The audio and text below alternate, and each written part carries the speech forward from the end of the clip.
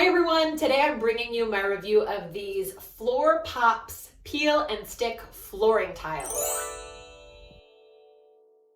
This bathroom really needed work when we first bought this house. It hadn't been updated since the 70s. It was really spooky in here. We want to do a gut renovation of this bathroom, but we have to save up for that. So in the meantime, I wanted to give it a little facelift to make it look just a little bit nicer and more appealing in here. Truly, these tiles really are just peel and stick. On the back, there's an adhesive backing, just like a sticker. You peel it off, it's super sticky, like glue, and you just put it down where it needs to be. This room is really close to just being a long rectangle, so it was super easy to lay the tiles down in a straight line, right up against one another, and just stick them down.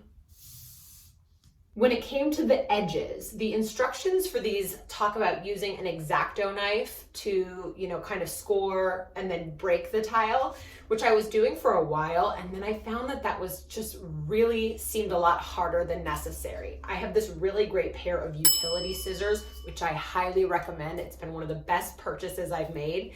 I ended up just drawing a line along the tile and just cutting them with scissors. I did the same thing around the bottom of the toilet.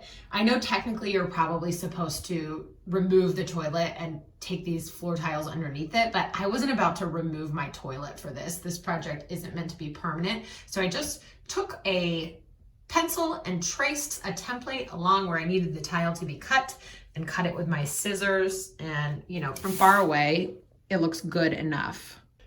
All in all, I'm super happy with how this room turned out. It's a major upgrade from where we were for, I think I bought 8 boxes total at $13 each, so a little over $100. I would recommend using a little bit of additional adhesive, especially if you're doing this in your main residence where you're going to be in and out over it all the time. Most of these tiles are sticking down fine, but a couple of them started to pull up at the corners. So I just took some Gorilla Glue and glued them down. But in another part of my house, I did a similar project and I got this really great spray adhesive. You just spray the back of each tile like it's spray paint beforehand, and they go down a lot better and stick a lot longer and easier. So here's another look at the finished product. Leave me a comment and let me know what you think. Also, tell me if you've used these tiles yourself, and if you have any questions, I will try my best to answer them. If you like this video, please hit the subscribe button and help me continue to bring you more content as we upgrade our home.